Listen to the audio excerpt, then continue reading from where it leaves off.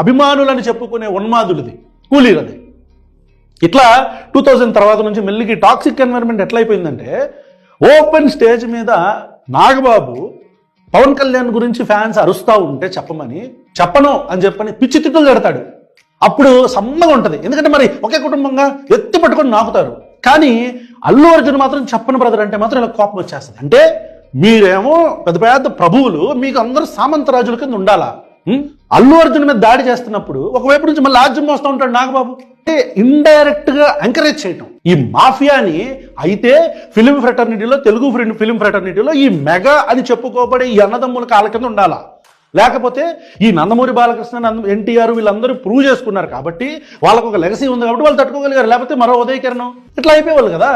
అంటే మీకు బాంఛన్ అంటేనే ఓకే, లేకపోతే మాత్రం ఇప్పుడు అల్లు అర్జున్ చేసినట్టు చేస్తారు. మీరు మాత్రం పార్టీలను అమ్మేయచ్చు, అన్నదమ్ములు విడిపోయి చక్కగా అన్న